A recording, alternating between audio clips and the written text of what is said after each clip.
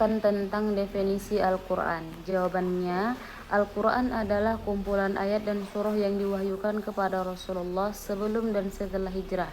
Referensinya Muhammad Hadi Ma'rifah, Sejarah Al-Ghazali, Jakarta Al-Huda 2007 halaman 42. Kedua, apa pengertian ulumul hadis? Para ulama telah sepakat bahwa ulumul hadis atau ilmu yang membahas tentang perihal hadis, baik dari segi keriwayatannya atau dari segi materi atau matan riwayat hadis, adalah suatu ilmu yang sangat penting. Referensinya Saiful Hadi, Ulumul Hadis, Yogyakarta, Sabda Media halaman 20. Kemudian sebutkan apa itu pengertian tauhid. Ialah termasuk salah satunya wujud Allah Subhanahu wa taala, yaitu adanya Allah Subhanahu wa taala. Allah telah menciptakan alam ini dalam keadaan yang kita saksikan ini.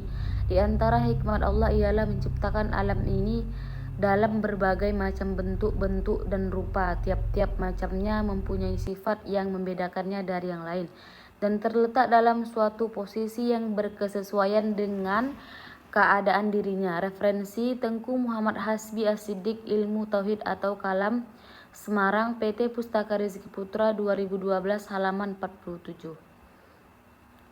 Sebutkan salah satu dari hukum usul fikih. Salah satu dari hukum usul fikih adalah mahkum fih, yaitu perbuatan mukallaf yang berkaitan dengan hukum syara'. Misalnya, Allah Subhanahu wa taala berfirman, "Ya ayyuhalladzina amanu uhudan." Wahai orang-orang yang beriman, penuhilah janji-janji. Hukum wajib yang diambil dari ayat di atas berkaitan dengan perbuatan mukallaf, yaitu memenuhi akad-akad, kemudian Allah menjadikannya wajib. Referensi Prof. Abdul Wahab Khalab, Usul Fikih Semarang, Indonesia, Dina Utama Semarang 2014 halaman 222. Kemudian, seberapa penting akhlak itu bisa membangun atau membentuk karakter yang islami? Salah satu problematika yang paling besar dalam kehidupan sosial dari masa ke masa adalah membangun hubungan di antara sesama manusia. Sulitnya membangun hubungan di antara manusia tidak terlepas dari adanya perbedaan pada pandangan, pemikiran, akidah, agama, perbedaan cara-cara hidup secara personal atau kolektif, perbedaan metode dan wawasan dalam kehidupan. Cukup banyak di sana peluang untuk kemungkinan terjadinya permusuhan, penzaliman, dan pengelisihan terhadap hak-hak. Referensinya Salman Abdullah Tanjung, Akidah Akhlak Syariah, Medan, Gema Insani 2016 halaman 218.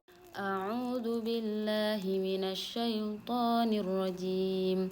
Bismillahirrahmanirrahim. Alam nashrah laka sadrak wa wada'na 'anka wizrak alladhi anqadha zahrak wa rafa'na laka dhikrak fa inna ma'al 'usri yusra inna ma'al 'usri yusra fa idza faraghta fansab wa ila rabbika farghab. Hukum istinja atau praktek istinja. Apa itu istinja? Istinja itu adalah membersihkan kotoran atau najis dari kemaluan, baik dari kubul maupun dubur. Contohnya apabila buang air kecil, buang air besar. Dan hukum istinja ini dalam Islam adalah wajib. Tata caranya, ketika kita beristinja, membuang kotoran lalu kita bersihkan pakai air, boleh pakai batu, boleh pakai benda padat lainnya. Setelah kita buang air kecil atau air besar, kemudian kita basuh dengan air suci. Setelah itu kita berdoa. Adapun lafaz doa tersebut, Bismillahirrahmanirrahim. Allahumma tahhir qalbi minan nifaq wa hassin farji minal fawahish. Ya Allah, sucikanlah hatiku daripada kemunafikan, wa hassin farji minal fawahish, dan jagalah kemaluanku daripada kefasikan. Baik, di sini saya akan membahas tentang hukum fardu kifayah. Adapun hukum tentang fardu kifayah di sini adalah hukum mempelajari ilmu tajwid. Sebenarnya mempelajari hukum ilmu tajwid ini tuh hukumnya ada dua. Yang pertama wajib fardu ain, yang kedua fardu kifayah. Adapun fardu ain wajib untuk diri sendiri, itu dengan tujuan untuk belajar ilmu tajwid supaya nanti ketika kita membaca Al-Qur'an itu benar tajwidnya. Adapun dihukumi dengan fardu kifayah adalah ketika kita ingin mendalami ilmu tajwid. Contoh, ketika ada orang yang sudah memang mahir dalam membaca Al-Quran dengan tajwid, ia belajar tajwid lagi dengan niat untuk memperdalam ilmu tajwidnya.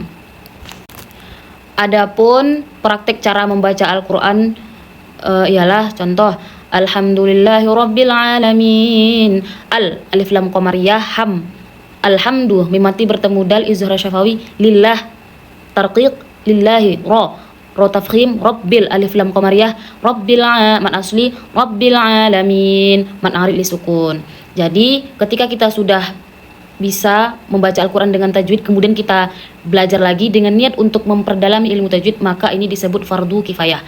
Adapun orang yang tidak mahir membaca Al-Quran atau kurang dalam memahami ilmu tajwid, ketika dia belajar untuk memperdalami ilmu tajwid, maka ini disebut fardu ain ya. Allahu Akbar.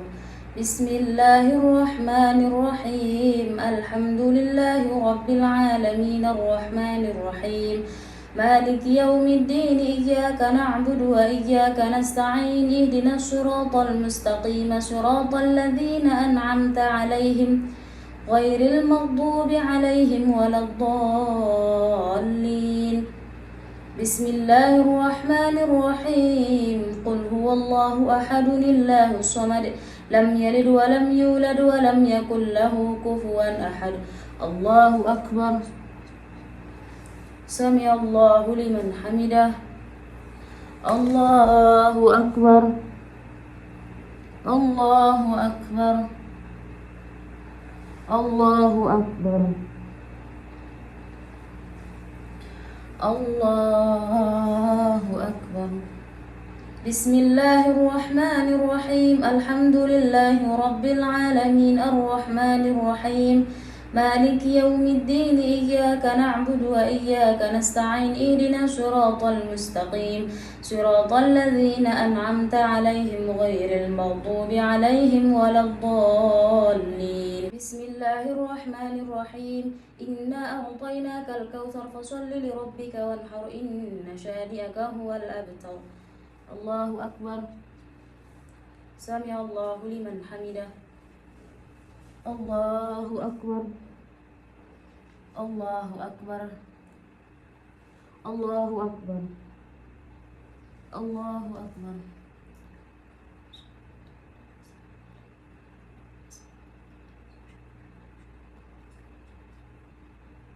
السلام عليكم ورحمة الله السلام عليكم ورحمة الله أعوذ بالله من الشيطان الرجيم بسم الله الرحمن الرحيم الحمد لله رب العالمين والصلاة والسلام على أشرف الأنبياء والمرسلين وعلى آله وصحبه أجمعين اللهم صل صلاة تنجينا بها من جميع الأهوال والآفات وتقضي لنا بها من جميع الحاجات وتطهرنا بها من جميع السيئات وتبلغنا بها عندك أعلى الدرجات يا مجيب السائلين ربنا لا تزغ قلوبنا بعد إذ هديتنا وهب لنا من لدنك رحمة إنك أنت الوهاب ربنا آتنا في الدنيا حسنة وفي الآخرة حسنة وقنا عذاب النار رب اغفر لنا ولوالدينا وارحمهما كما ربيانا صغيرا اللهم يا محول الأحوال حول حالنا إلى أحسن الحال اللهم يا ميسر كل أمر